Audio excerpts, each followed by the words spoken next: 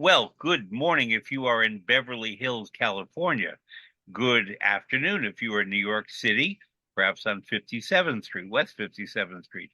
Good evening if you are in London or Ukraine or Belarus or Russia. And greetings to people listening all around the world to Fred Plotkin on Fridays on Adagio, the place where classical music happens. As you know, Adagio is a video and audio streaming platform dedicated to supporting artists and to making classical music and opera available to fans all around the world. Today is January 10th of 2025. I have to get used to saying 2025 as it is. It's a new year. We hope in the new year to have new and better things than 2024 may have brought us. I'm very happy to welcome a guest who joins me from London. I don't know him personally, Teodor Doré, but I know about him. I know certain things about him, and I'd like to learn more about him. For starters, I know that you are a pianist and a composer. So welcome, Teodor, from London. Thank you very much, Fred, for invitation. Hello, good evening from London. It's my great honor to be here with you. Thank you very much. Thank And you. hello to everyone.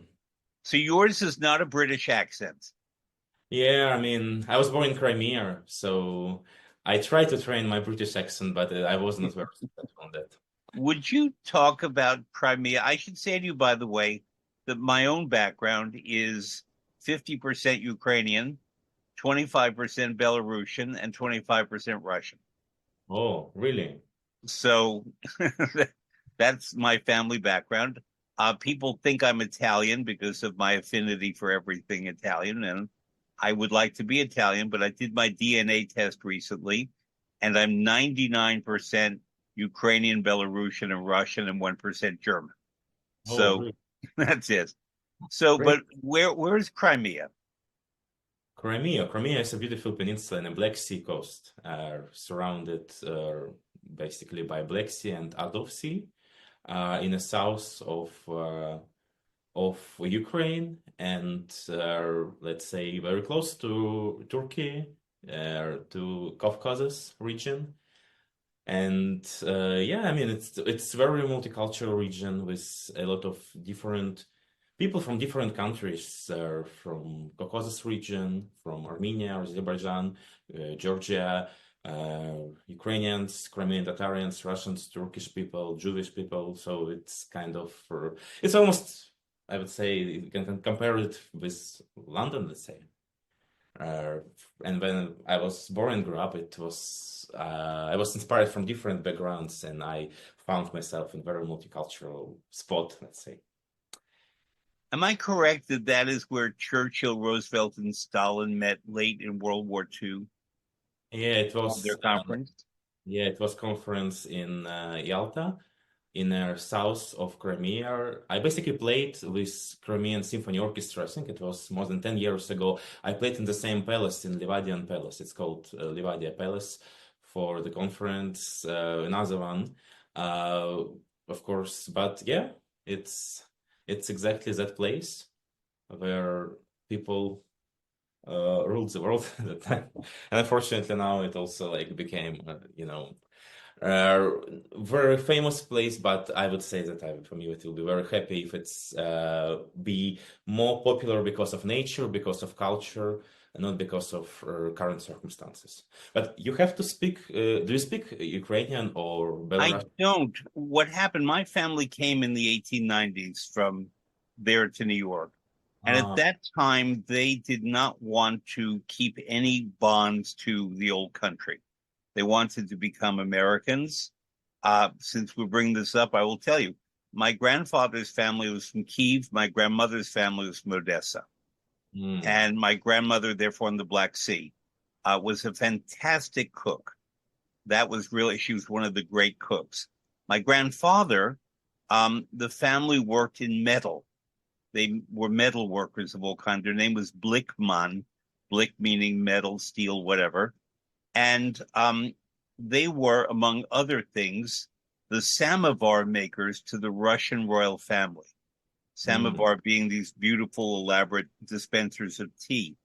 when my grandfather was 14 and he came to New York with his mother and younger siblings, um, they thought that they would serve tea to the Russian and Ukrainian emigres.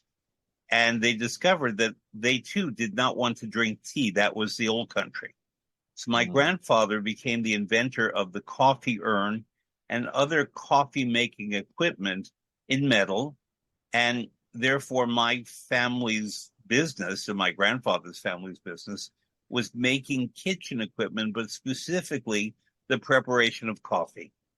Mm. So that was adaptation to a new country. And I'm going to talk to you about adaptation to a new country because it's part of the immigrant experience. But I must ask you first, there's a very popular old American song called Cry Me a River. And I don't know if you know it. Now you say you love me. Uh, you said the whole night through. Now cry me a river, cry me a river. I cried a river over you. It's a very popular song. Barbara Streisand sang it. I think Lena Horne, everyone sang Cry Me a River. And I remember once I said to my grandfather, who had no sense of humor, um, do you like Cry Me a River? He said, there is no Cry Me a River. So, but when you come here, I'll teach you the song Cry Me a River. I have a question for you first. I want listeners to know that you are coming to New York later this month to make your Carnegie Hall debut. We're going to talk about that in a little bit. Have you been to New York before? Yeah, it's kind of a coincidence that I played last year in the same date, 29th of January. It was my first time in New York City and first time in the United States, and I performed in the Pen Club, and it's kind of again returning the same date, and it's Mm-hmm. uh, for now it's Carnegie debut. I'm very excited to do it, and yeah. So I want to go back to the old country a bit with you because it's important. Um, it's no secret that there has been a horrible war going on officially for 3 years, but it's really more like 8 or 9 years because Russia invaded Crimea and seized Crimea in 2014, if I'm correct. Is that the year? Yeah, it was So 2014. that's 11 years of war and aggression and so on. And it we all know many of the effects of what has happened to the people of Ukraine, but also, frankly, to the people of Russia and Belarus. It has changed their lives. It's changed relations among people. It certainly changed the American election, I think. Many things have changed because of this war that is still going on. Um, there's no defense for wars, so I don't think we have to argue that one too much. But it has turned you into an exile. Yeah, I mean, it happened like firstly, it was kind of long process because of a lot of movements to different places. First was my, uh, but mostly also it's like combination of different things. I also moved because of my studies and step-by-step situation was getting worse. And I spent my almost 5 years studying in Moscow in a class of Igor Tlerevsky, professor of Moscow Conservatoire. And then I moved to Spain, to Barcelona, and spent 4 years there in my master's degree in applied music, applied composition, Conservatory del Liceu. And it was also great class of Benjamin Davis, a composer, and great professor from Britain, son of Meredith Davis, the conductor, favorite conductor of Benjamin Britten. They performed together the War Requiem, the first premiere. And also it started my connection with British culture step by step, and finally I moved to Britain. But of course, I mean, this situation, it's also like why I touch the heritage of Rachmaninoff, because I found myself quite in the same situation, and it's a lot of struggling and life in exile, and Rachmaninoff left his home in kind of similar circumstances, I can say. And I started, I think, almost 5 years ago, step by step, I started to explore his diaries. There were 3 books of his letters and his diaries. And I found some letters where he mentioned how was his experience. And he said that after leaving homeland, after leaving Russia, I lost the desire to compose. Having lost my homeland, I lost myself. And I felt quite the same way. And also because in 2022, I was volunteering in different organizations. I tried to help people from both sides, for people who left Ukraine and for people who left Russia, because they did not support the current situation. And I felt the same struggling from the people. And of course, it's very familiar story with me. Like, my grandma was born in Lviv, my grandfather was born in Russia, in Central Urals. So I have 2 backgrounds from my motherland, 2 languages, 2 cultures together. And I can feel 2 destinies, let's say. And after 2 years, some people, some friends of mine, they shared with me their letters, their memories. And that's how also albums started to be happen, because it's like, there are 2 parallels. One is Rachmaninoff letters. We recorded several letters from his diaries, as well as letters of modern immigrants. And also my friends, by the way, they recorded my friends from leading theaters from Moscow and from Kiev. They participated in that project, and they read the letters of immigrants as well. It's the letters of Rachmaninoff. And Teodor, I'm going to interrupt you for just a moment. I can hear you well, but you're speaking softly. And I want to make sure that our listeners everywhere can hear you, because I don't know how their Zoom is streaming, but I can hear you. I just want to interrupt with a question, because what you're saying is very important and valuable. And I want to go more into that. In preparation for our conversation, I was thinking about, I try only to form one question for each of my guests. And then after that, we see where the conversation goes. And the question that I mostly form for you is the following. I wonder what musicians carry as their identity. You are also a composer, in addition to being a performer. And I can think of musicians who were composers, performers, for whom, if they did their own music, it was a deep expression of their own identity, because it came from within them. If they were performing the music of others, they were then interpreters, so that if, for example, Rachmaninoff might be performing music of Mahler or Tchaikovsky, he was an interpreter rather than playing his own music. I asked you because I wrote a book a number of years, 26 years ago now, about the Italian region called Friuli Venezia Giulia. This is the northeast of Italy. It's where the Slavic world, the Latin world, and the Germanic world converge. And depending where you lived in this little tiny region, you might have been Slovenian, you might have been Austrian, you might have been Italian, Roman, German. Things kept changing, and your house was still in the same place. So it was not the land itself, it was the people who were in charge and the languages that were being spoken.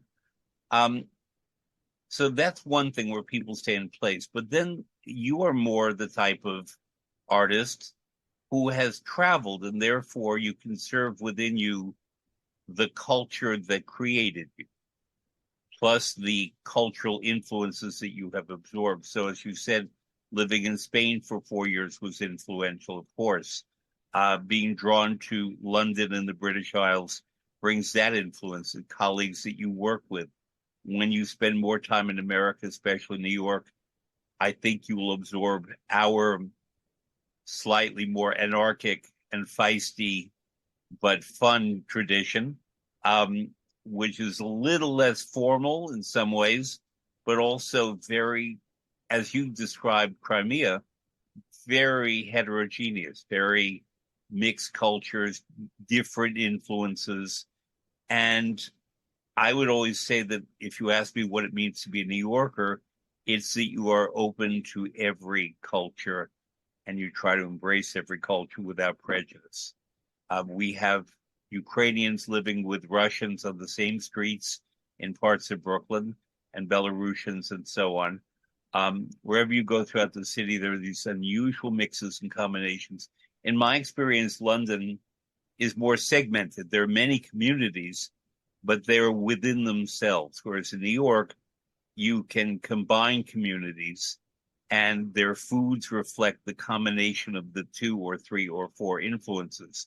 So there's a part of Queens where people are from Uzbekistan, but near that are people from Bangladesh. And believe it or not, the foods of Uzbekistan and Bangladesh are combined in that little part of Queens because of the people who live there. Um, so that's a long way of asking you your cultural, your I don't want to say political, but your formation as a man and as an artist. Does it come from where you've lived, or does it come from other values within you?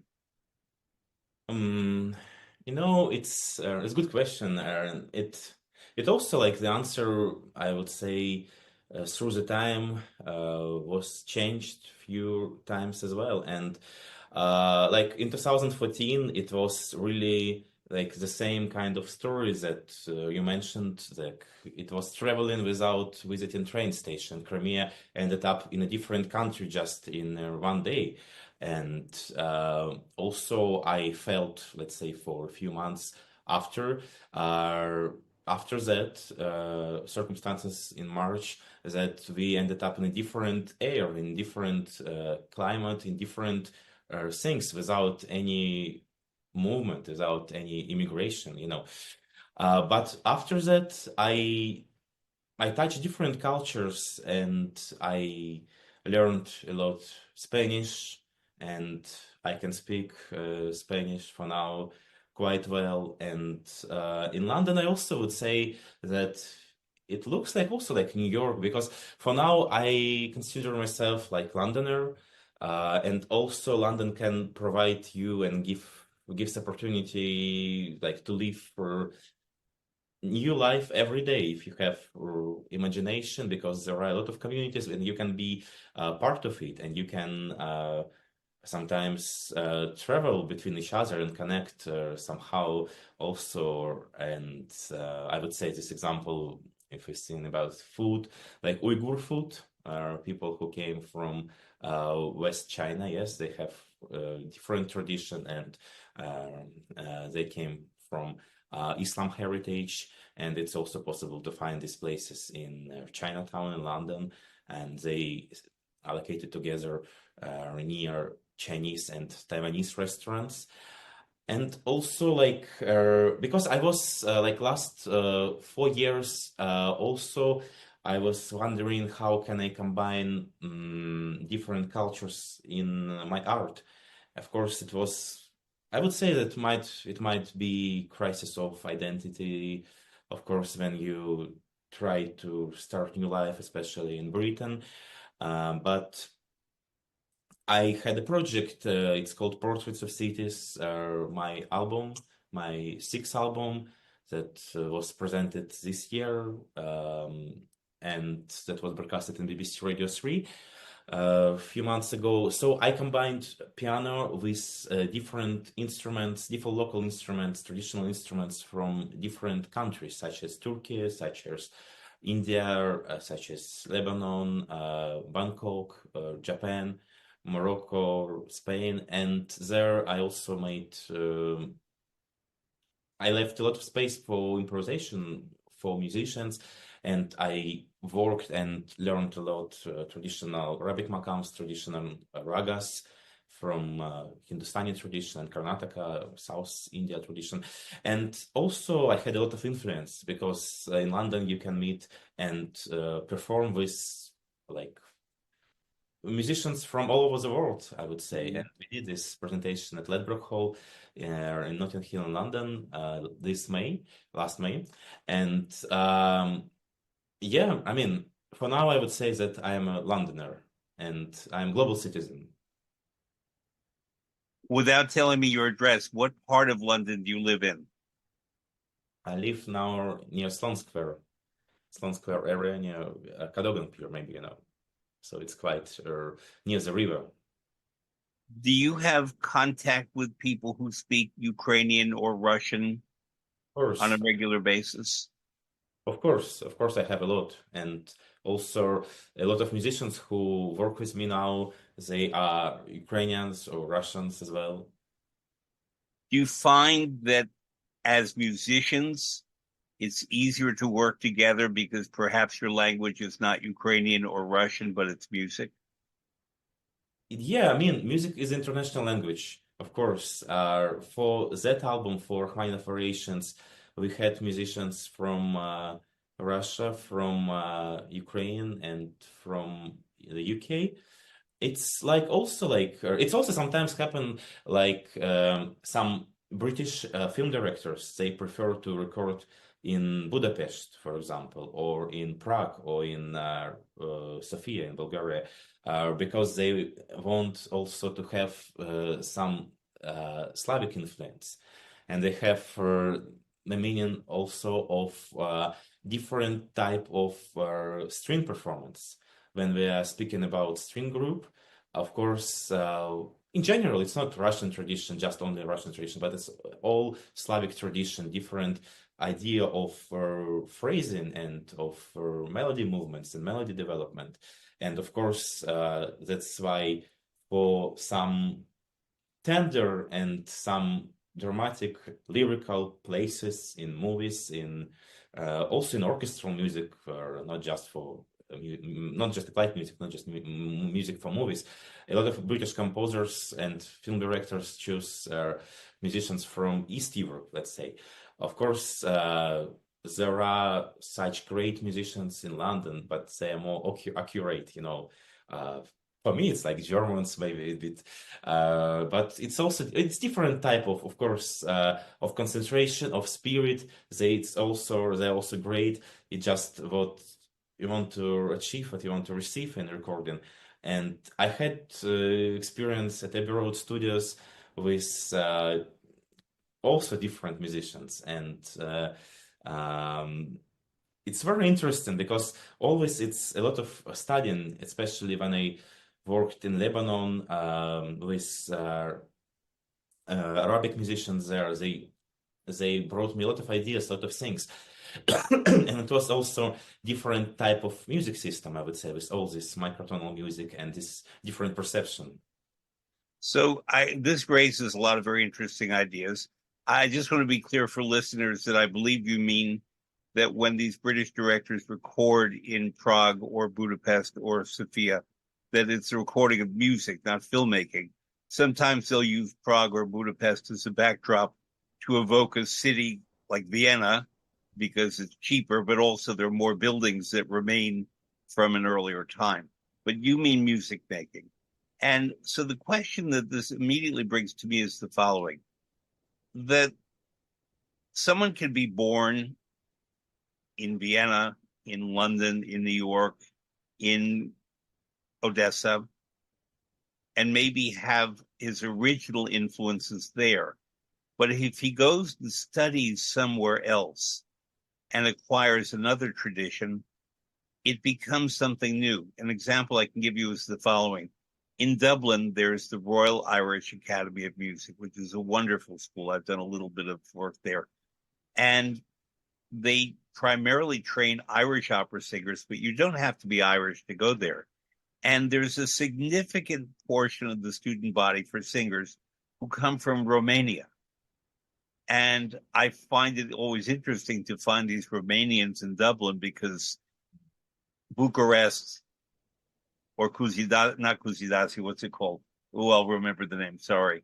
Um, in the western part of Romania or Cluj are different cities. Timișoara are different from Dublin or Galway. The sense Sure. of humor is different. The language, the social interaction, the foods are all very different. And I find that these Romanian opera singers that I've seen in Dublin do very well, but they are doing it, let's say, as outsiders who are bringing their own culture and absorbing another, whereas the Irish singers are very much at home in Dublin in their language and their social relations and sense of humor. So I am a New Yorker, but I did most of my training in Italy. And therefore, perhaps I'm a combination of New York and Italy. Um, I always wonder, looking at musicians, if you're looking about how they're built, that the foundation will be desire and talent, and then experience and education, and then where you go and who your colleagues are and what you learn and what you do, which means that no two musicians are alike, which is great. Um, and but I also don't want to ascribe it just to background and experience.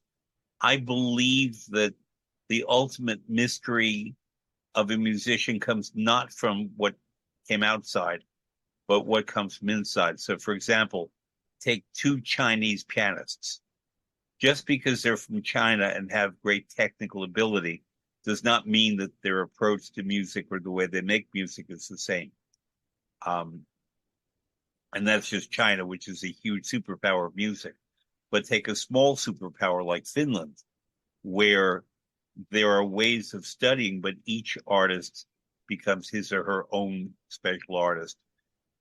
Do you see yourself as your experience or what is within you that I will never ask you to share because as Verdi said, every heart harbors a mystery. That part of the mystery of creation is that we don't have to try to explain it. Mm.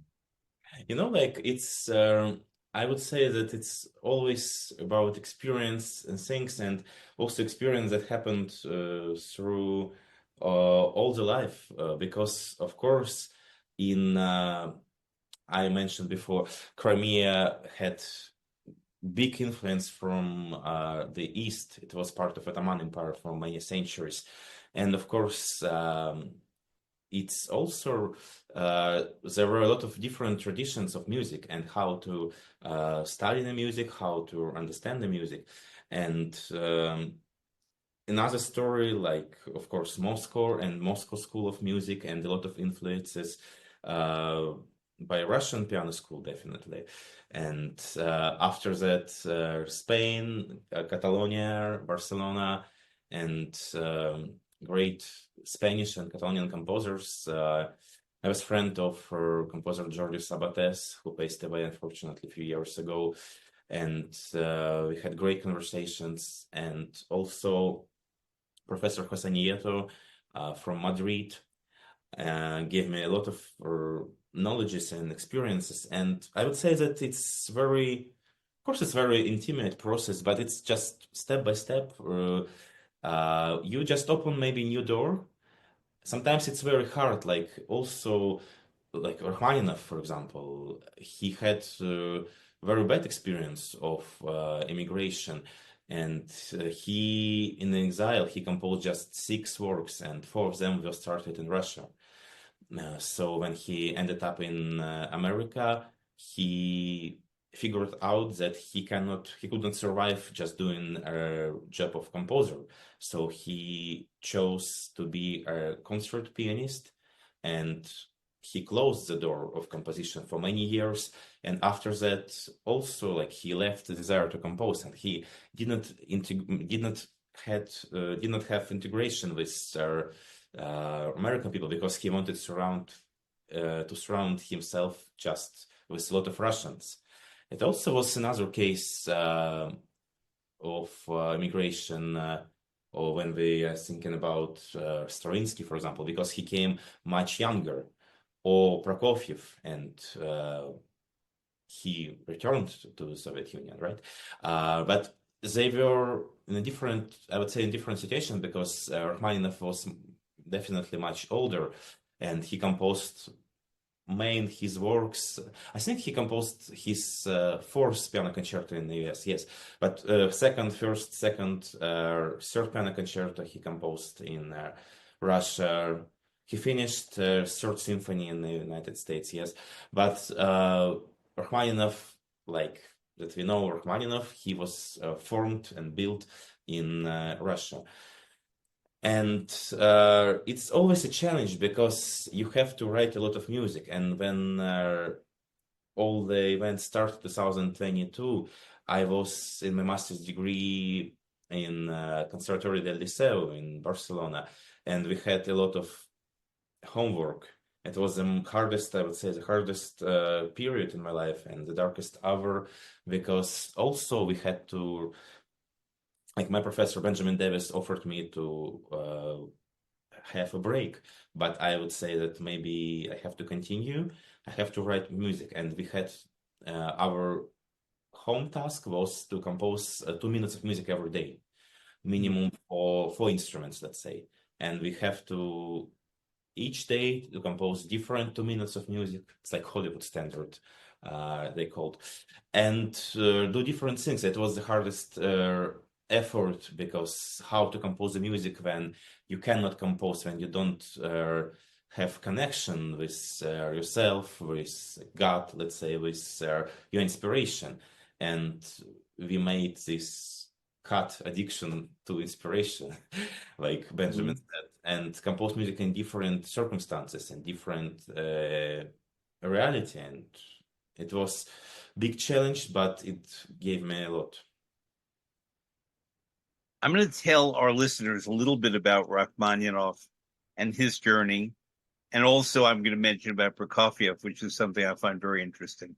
So, Rachmaninoff was born in 1873. So, earlier than Stravinsky, earlier than Prokofiev, earlier than Shostakovich, who was born in 1906. And Rachmaninoff left the newly formed Soviet Union in very late in 1917. And he settled in New York City early in 1918. So he came from the Soviet Union to New York. New York, it was just the end of World War I. There had been the so-called Spanish flu. 20 million people died around the world. New York was entering the 1920s, which was economically for a period, a very positive period, but it was the period when you could not consume alcohol. It was the prohibition. And he lived in New York. From 1922 to 1926, he lived at 33 Riverside Drive. And if I'm correct, I have to check this. I'm pretty sure that's the building where George Gershwin lived. If not, he lived very, very close around the same time. In 1924 was Rhapsody in Blue. It was the beginning of important breakthrough concerts at Carnegie Hall. And as you said, he tried to find his Russian-speaking community there. And later he moved to 505 West End Avenue. And at 505 West End Avenue in 1926, he created this world of Russian exile language, food, caviar, vodka that they were able to get in illegally, Russian butlers and servants, and Russian readings of text and literature and performance of Russian music. And it was an enclave of Russian exile culture, and I say Russian as opposed to Soviet, even though I think that Russian culture remained. It's not that it suddenly vanished in 1917, but it changed in that it was taken abroad. And yes, he wrote most of his fourth piano concerto at 505 West End Avenue, as you said. He toured. He, by 1932, had built the Villa Senar in Switzerland that became his home. And I had two guests, a couple of years ago talking about the Villa Senar that visitors can find as they're listening. And I can send that to you, Teodor. And so that he, by then, Rachmaninoff, was permanently in exile. Contrast that with Sergei Prokofiev, who, unlike every other Russian emigre musician, most of them went from Russia or the Soviet Union west. They went to Paris or London or Zurich and then came to New York or California. Prokofiev went east across the Asian continent. He sailed to San Francisco. His first place of arrival was San Francisco, which historically and even now has an important Russian community. And a lot of them gathered on a place in San Francisco called Russian Hill. And the reason that Russia, the Soviet Union, was there was because Russia owned Alaska for a long time. And Alaska was a source of animal furs and natural resources that were used by the Russian Empire. It later went to the United States, but the Russians lived there and then traveled from Alaska down to Northern California. So it's not a surprise that Prokofiev would go there. He kept moving east. He lived in Chicago for an important amount of time and then came to New York and then went to Paris and eventually, going around the world in the opposite direction, wound up back in the Soviet Union and had considerable conflicts with Joseph Stalin. And Joseph Stalin and Prokofiev died on the same day, March 5th of 1953. And therefore, if you read the newspapers, it was all about Stalin and not about Sergei Prokofiev. He and Rachmaninoff were the two great composers who were in the Soviet Union. I'm sorry, not Rachmaninoff, Shostakovich, in the Soviet Union for all of Stalin's era. And Shostakovich remained until he died about 20 years after that. They're fascinating to me because they stayed and because their artistic expression was conditioned by I'm going to call it totalitarianism under which they lived, that there was considered to be state art, acceptable art, and so on. Whereas the exile composers, Stravinsky, Rachmaninoff, and others, maybe had more freedom of expression, but they were untethered, unlocked from their roots. And I find that always so interesting to ask myself, what if one had stayed and what if another one had gone? What would Prokofiev have been like if he lived in Chicago or San Francisco, where he spent a lot of time? And it brings up the question of, which I think you answered very eloquently, that we are an accumulation of our places. So that you have studied, you are from Crimea, you've studied in Moscow, you've studied in Barcelona, you have studied and lived and worked in London. And these are places that condition each one of us in different ways. I think had you moved to Paris or Zurich or Kansas City, you might be a different artist from the artist who ended up living in London. Not better or worse, just different. Am I on the right track, or do you really feel that your art and who you are is who you are wherever you go? I mean, no, it's a lot of influence, definitely, of course. It's because you have to communicate, you have to also discover the world and the place where are you living right now. And you cannot, I think this in our century, you cannot close the door and stay alone, especially in such expensive place like London or New York. Because I know because I came from artistic family. My grandfather was a sculptor and honored artist of Russia, and my grandma and my mom are musicians. And I spent a lot of time in my childhood helping with some preparation of clay to my grandfather and some little correction editing of monuments, when it just doing in a clay, for example, as well.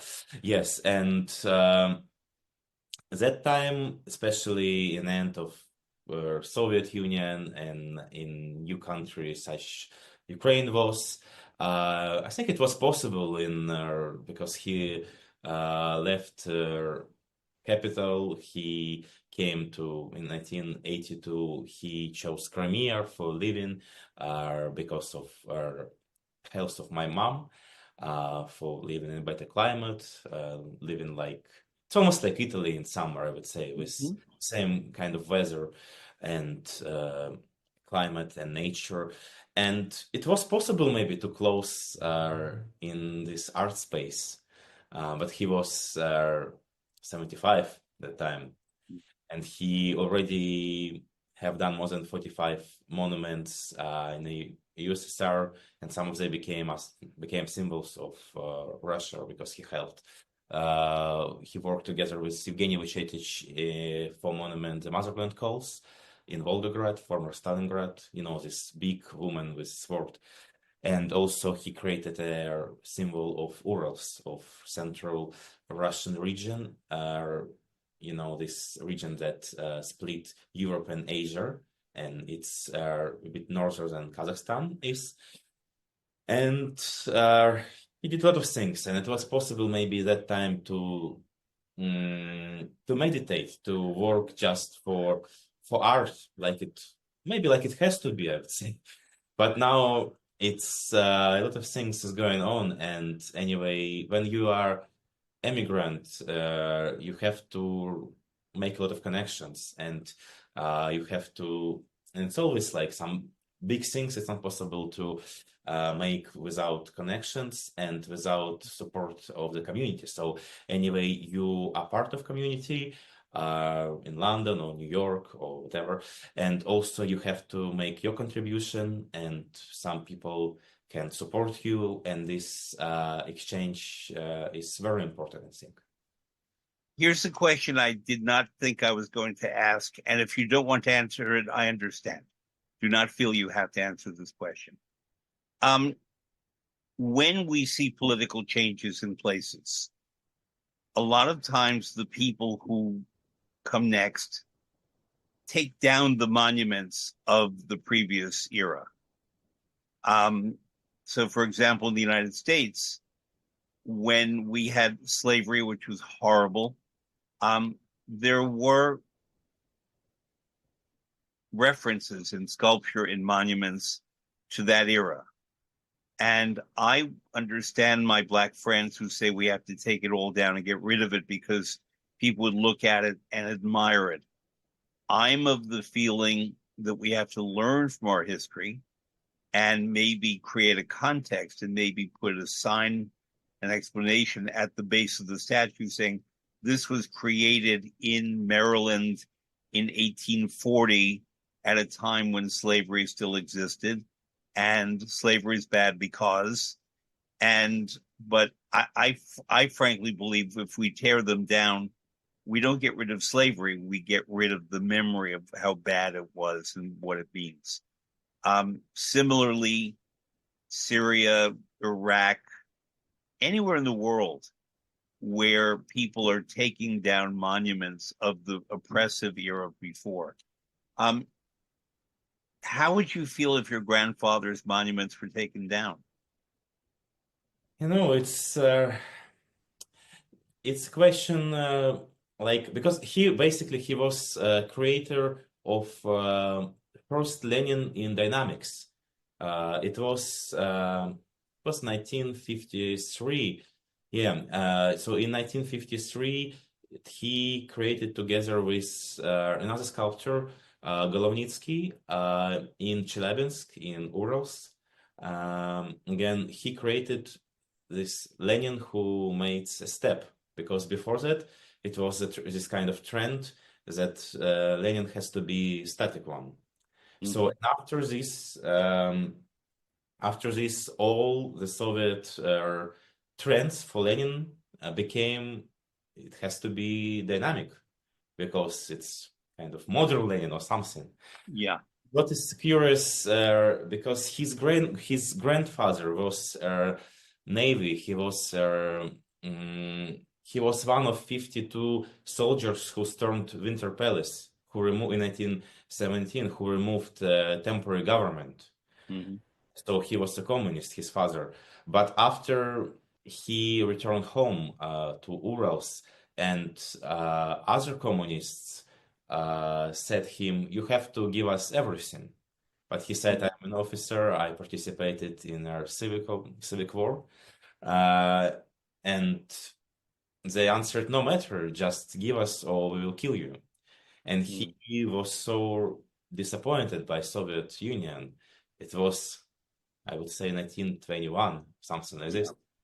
And it's also like things sometimes we don't understand uh, how period that we are experiencing now will impact future.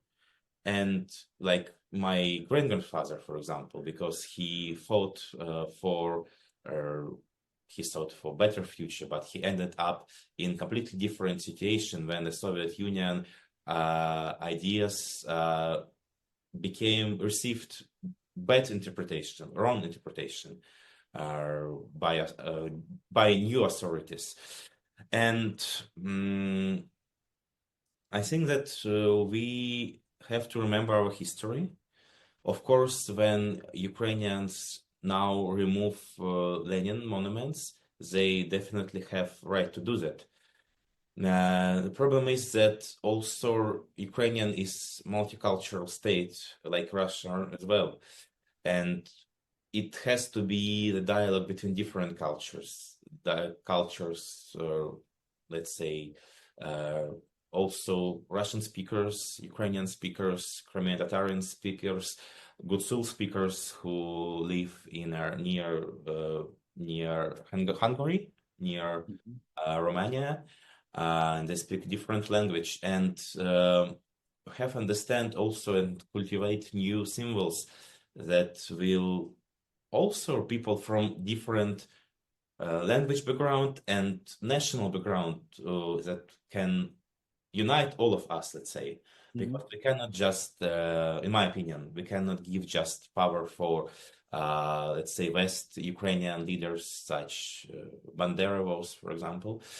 We have to also combine and create a nation, especially now in different circumstances. And it's also a question of not just about Ukraine, it's in general how we can think about how can we, uh,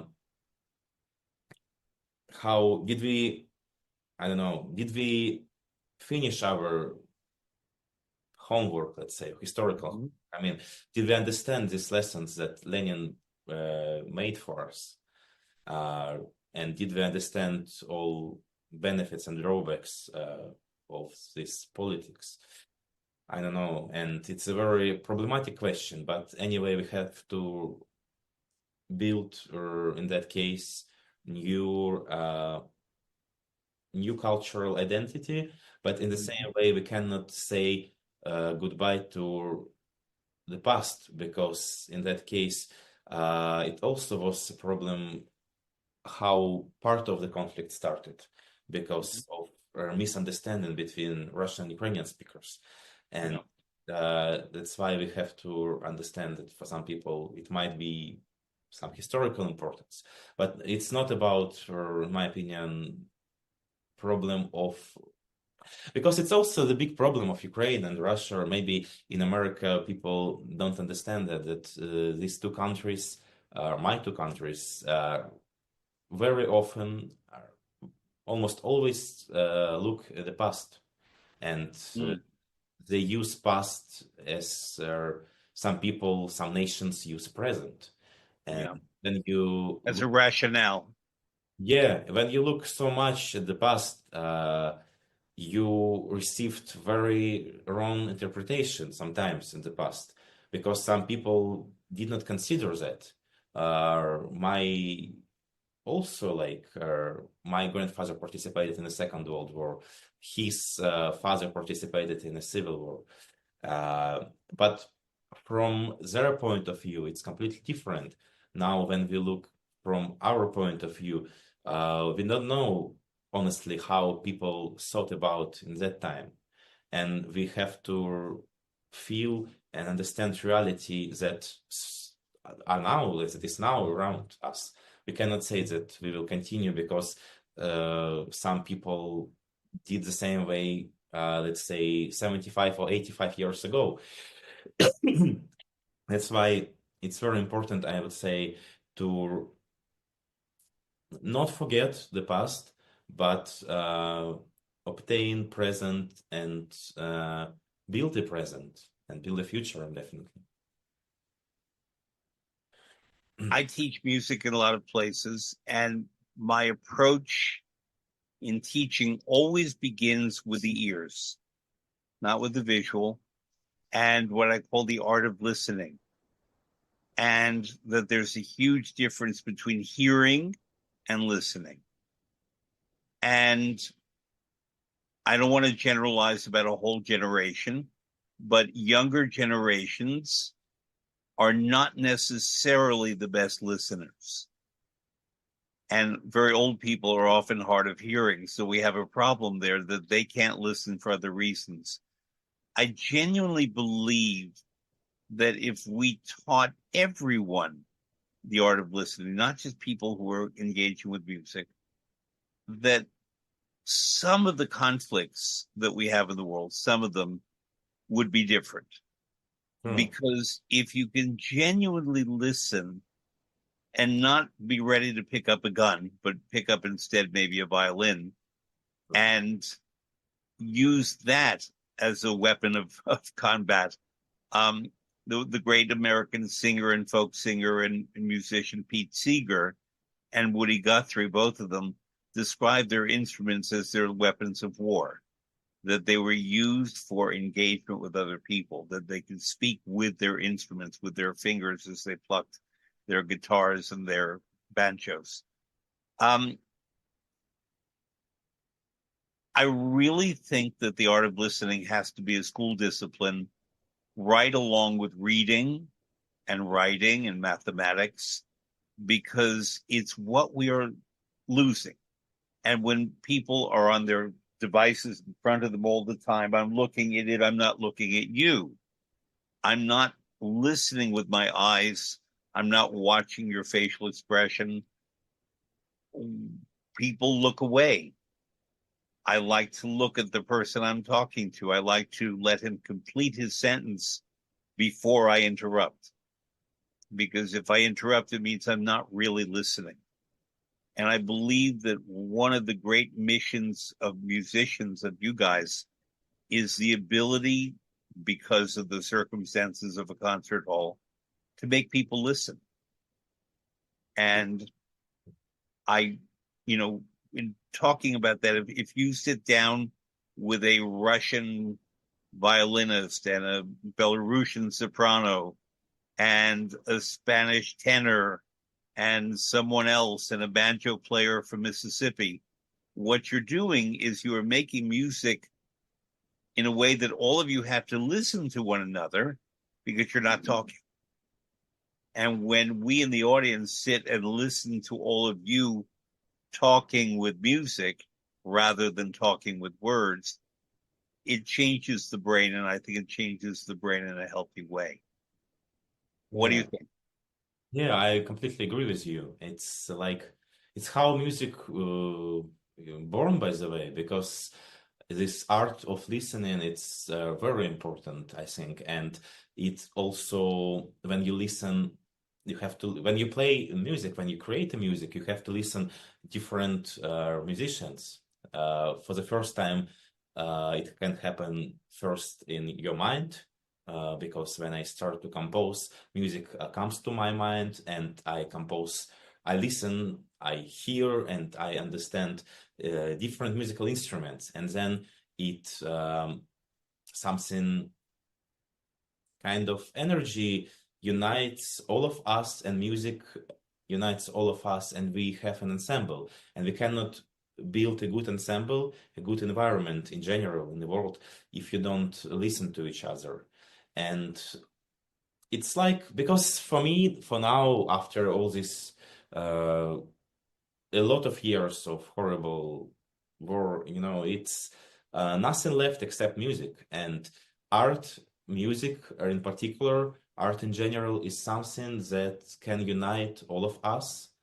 uh, despite all political problems, conflicts, and anything, because it's just one language, one spirit left, and we have to work with it, I think. And it's also like if I would say about Portraits of Cities, that album that where I had experiments with different musicians, different cultures, it's also it has peacekeeping mission because different countries, different backgrounds together to make art. And it will be great if politicians can listen to each other and can play together, can build a good ensemble. I will be very happy to come to this concert. Recently, the American president, Jimmy Carter, died. And I never met him. I never communicated with him. But a number of years ago, I did some research about his interest in music because I won't say he was the first musical president because he was not. Certainly, John F. Kennedy had concerts at the White House, and many presidents did. And Eleanor Roosevelt and Franklin Roosevelt had Marian Anderson sing in the 1930s. But Jimmy Carter was the person who brought a broader range of American and world music to the White House than simply, let's call it the mainstream classics plus the most traditional American music. And I remember that he wrote that to him, the most beautiful singing he ever heard was the Italian soprano Morella Freni singing the role of Susanna in Le Nozze di Figaro by Mozart. Mhm. And it struck me, of course, at how wonderful that we have an American president who knew Mozart and knew Le Nozze di Figaro and knew Morella Freni, not personally perhaps, but he also had Willie Nelson, the Allman Brothers, I believe Andre Segovia, I'm not certain, to the White House, but he had a whole range of musical performers coming all the time. And apparently he had music playing in his office when he worked all the time. And I find that very interesting. I cannot have music playing when I work because I would listen to the music. I cannot have it as background. It's either the music or my work, but not both.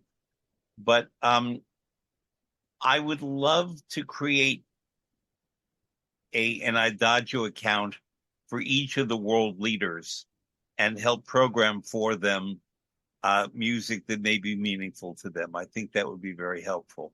And this leads me directly to your music and to Rachmaninoff's music, because the concert that you will be doing here in New York at Wild Concert Hall at Carnegie Hall on January 29th of this year um, features music that has been found, lost music that has been found, and you have, I want you to tell me you've transcribed for piano, I believe, um, the Suite in D minor, number one, or the first movement, and it was found in the Glinka Museum archives. Would you tell me and us about the finding of that Rachmaninoff music and how you got it and what you've done with it? Yes, sure. So this is suite in D minor in four movements. He composed this suite in 1891, and definitely it was his student work that he composed in his last year of education in class of Zilotti. And there were there are two versions of how did it happen. So because the first one was that he made an orchestral version of the suite, but he did not find the right amount of musicians because it happened like sometimes it also I had a presentation of my orchestral suite in Italy this last summer, and I had to make rearrangement because also I faced with some problems that it was not enough for instruments in brass section and percussion, and it was first version, so he could not find these musicians, these instruments for performing his suite, and he made a transcription for piano. Basically, the first movement, I would say, it was a base for his third piano concerto, also in D minor, because we can find a lot of inspiration and a lot of, for example, like first theme, structurally, it looks like that he definitely worked with this with it where he composed tarariram, tariraram, D, F, E, D, C sharp, yeah, you know. This is the first version. Another one that he just like excused himself and that he cannot find the right amount of musicians, and he composed just piano version. This I was because I wrote when I heard this story a few years ago. I wrote to his great granddaughter Alexandra Rachmaninoff. She lives in Paris, and we started this conversation, and she told me exactly about the second version.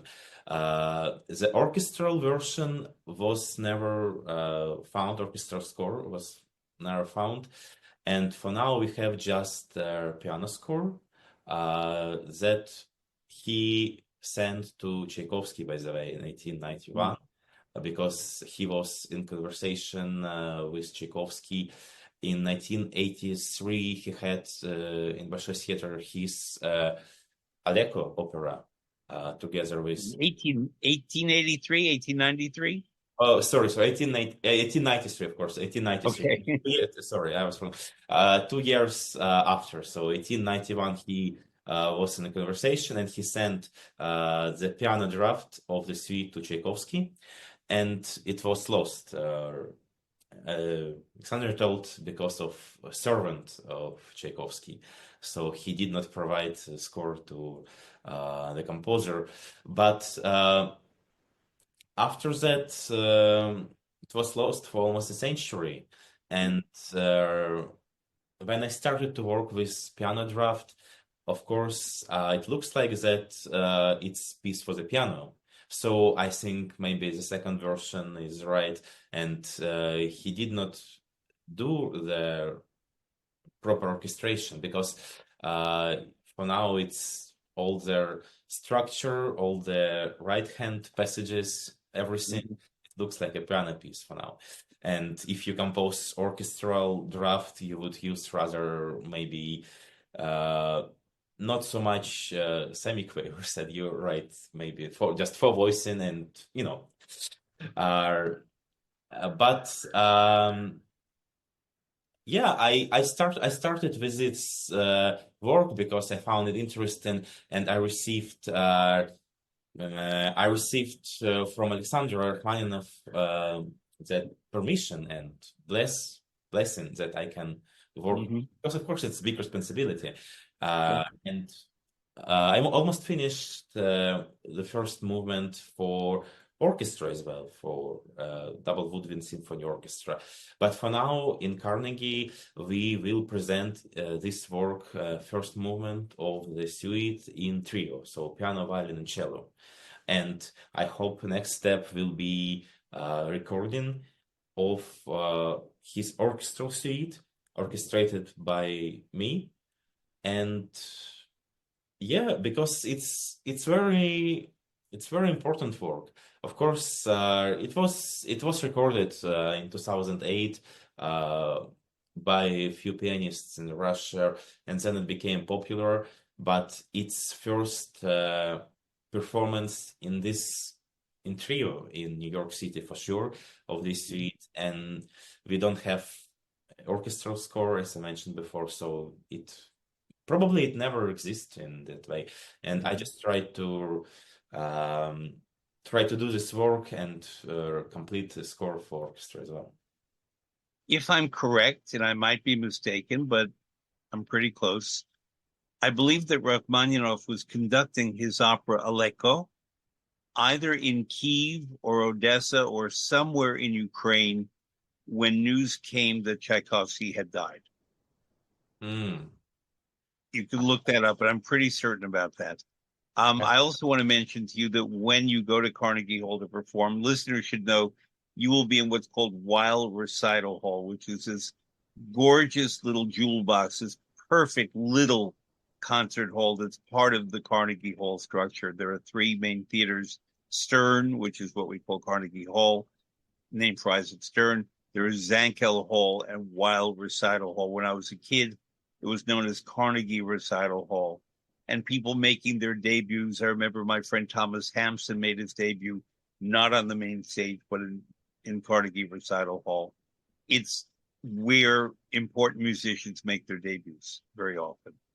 But I want you to ask to visit the main concert hall, Stern, because when Carnegie Hall opened, and I believe the date is May 5th, 1891, I'm not certain, Tchaikovsky conducted. Yeah, exactly. So I want you to be in that space where he conducted, where Rachmaninoff truly performed. It's a very moving experience to stand on the stage of Carnegie Hall or even be in the auditorium of Carnegie Hall. So make sure that you do that in addition to visiting Rachmaninoff's homes. Now, the program will contain not only your transcription for piano trio of the Suite in D minor, but various variations, serenades, transcriptions you've done from Rachmaninoff, but then your own compositions will be part of the program. Quite a few, in fact, ranging from 2011 to 2022, if I'm correct.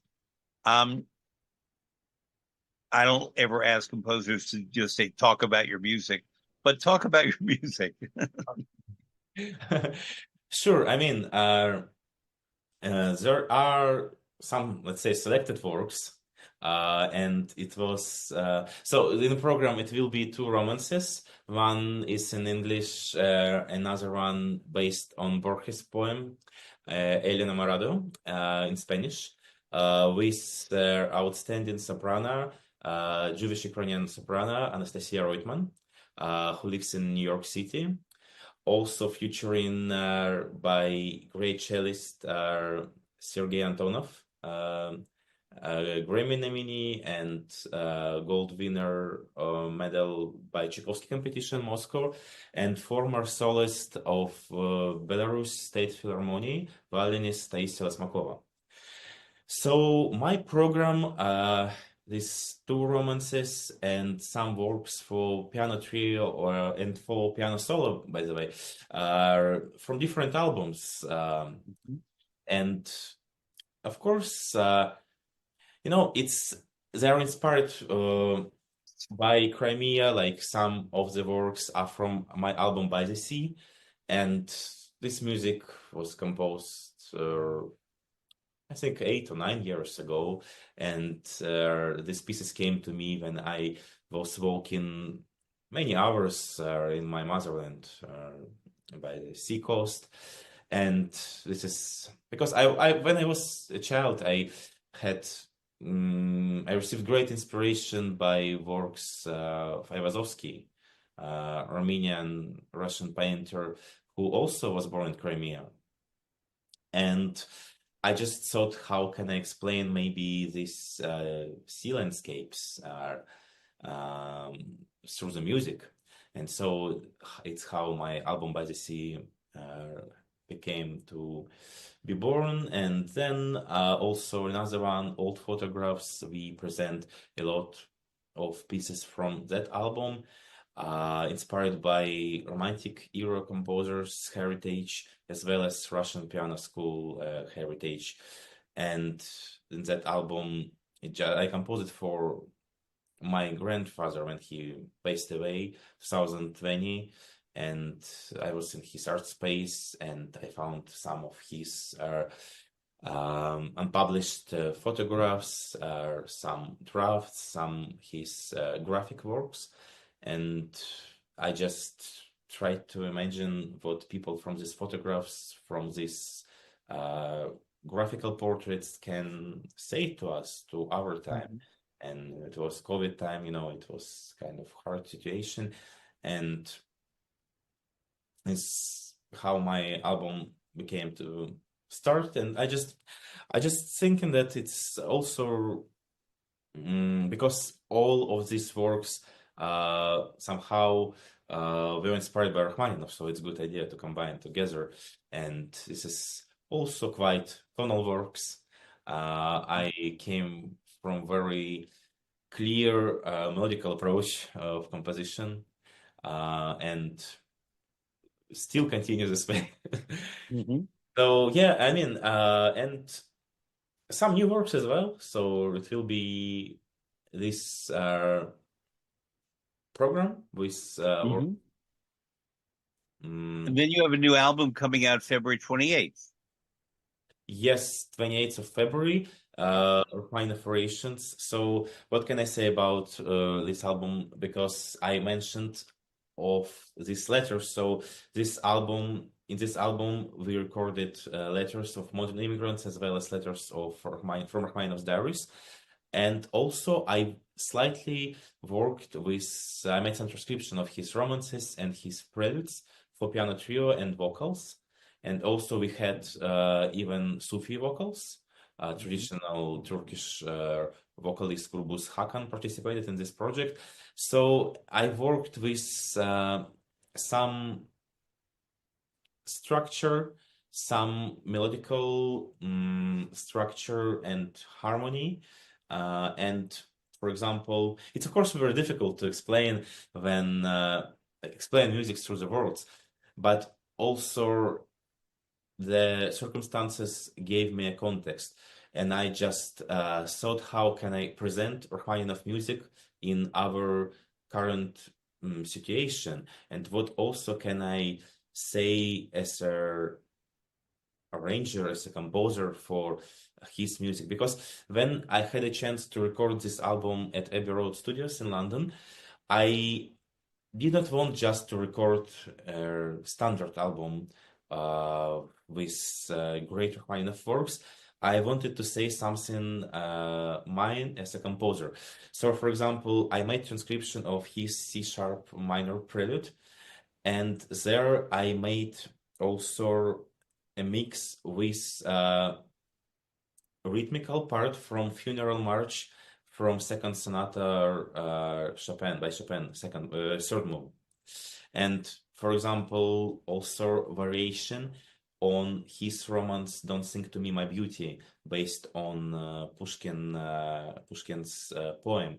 And there I worked with first introduction of harmony in A minor, but on top of it, I wrote Georgian vocalize. So, and before that, the actor read the letter about Russian immigrant who tried to escape from the point of Verkhney Lars, the place between Russian and Georgia border. So his story, and also describing in musical way.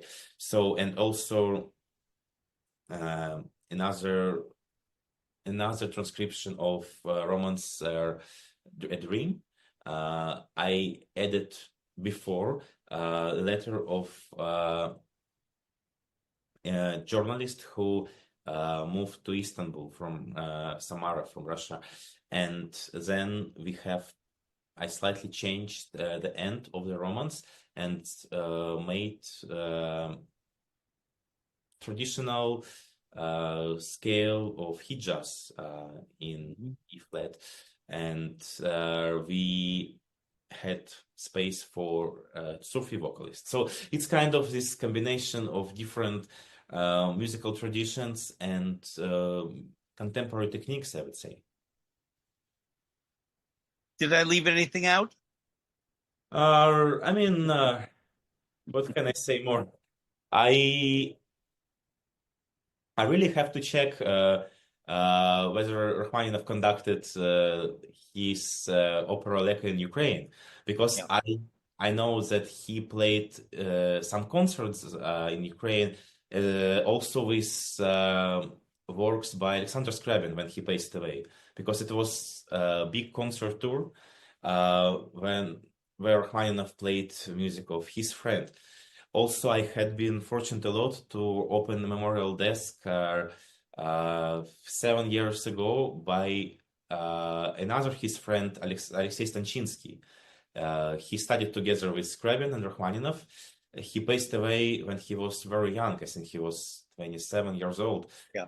He he was not so famous like Scriabin and Rachmaninoff, but he was the same big name and Mhm. prominent figure definitely. And I was invited to play a concert opening with his works, his projects in Ivanovo, in Mhm. near Ivanovo, somewhere like Russian hinterland, and it was a great experience. Also, I can say, and I mean it's very different things and very different cultural changes right now we experiencing, and I think each artist has to answer every day through the art where we are going now. Yes, and it's always a question.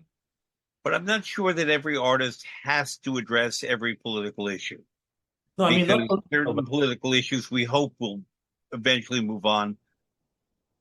If they're inspired by a particular issue, then obviously it's very important that they address it. But what yeah, to me is so wonderful about musicians, composers, is that they don't have to have a story behind it that can be told. Maybe the creator has a story, but he doesn't have to tell that story. And I, as the listener, can receive it as music yeah. rather than. I did not say that each artist has to express the political things. Mhm. No, I mentioned that now in a very like changes time, you have to express the spirit of time, and it's Yeah.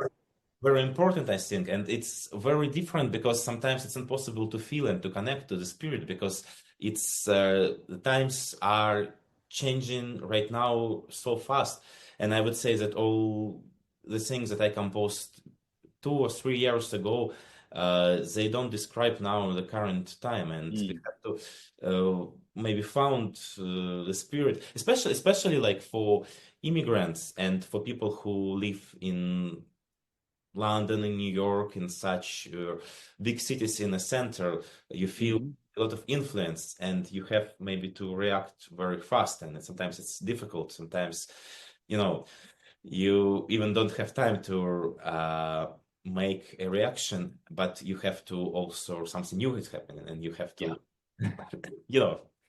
I understand. I forgot to mention, by the way, that the most famous version of Cry Me a River is by Joe Cocker. Oh, So I'm going to send you probably Barbara Streisand and Joe Cocker, and you will come to please, your own conclusions. I will be Um, happy. in the meantime, I want listeners who are in the New York area to come to Carnegie Hall, to Carnegie Recital Hall, to Wild Concert Hall, it's now called, on the 29th of this month of January 2025, for what will be a very important concert and the introduction to New York again of an important musician whose work I'm very happy to share with my audience. And I never say good luck in opera. We don't say that. Is there a Russian or Ukrainian language version of wishing someone the best of things? I mean, we can say like we also don't say, to be honest, like something good. Like we say in Russian, we say it's like toy toy toy. It's like We say that in America and in Germany too. Toy, toy, toy comes from the German. yeah, it's like also sometimes like break a leg, or Yeah. we can say "Ни пуха, ни пера." It means like mm, I don't know how to say. It's like break a leg, I would say. Well, the Italians have a different, slightly obscene way of saying it. Nel culo della balena. I'll say Mm. this in direct translation, in the ass of the whale. I don't know why.